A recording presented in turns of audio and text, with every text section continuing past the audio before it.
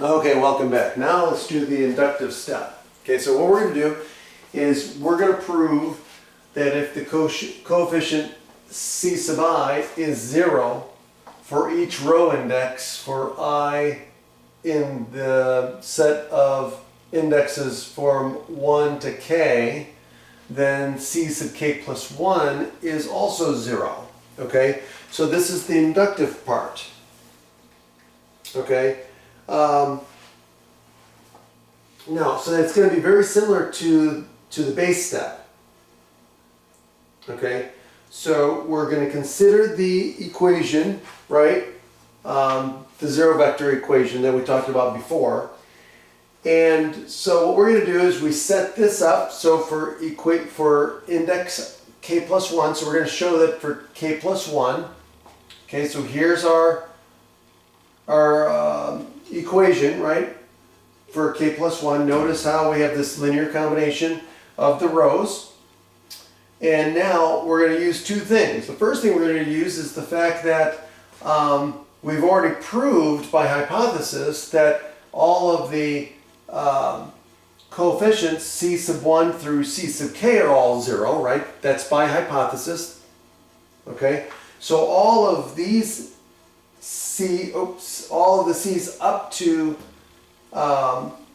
c sub k plus 1 are 0. So all of these are 0. So that means the equation reduces to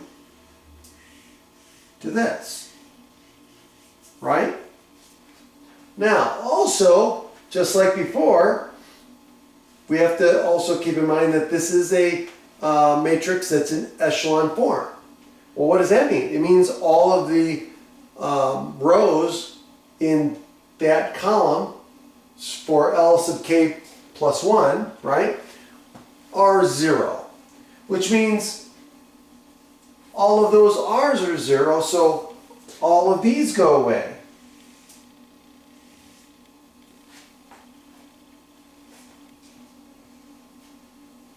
Which means that what? By the same reasoning as before, because this is leading, this cannot be equal to 0, so that means c sub k plus 1 has to equal 0 by the zero product principle, right? And that's it. And that ends the proof and proves the lemma.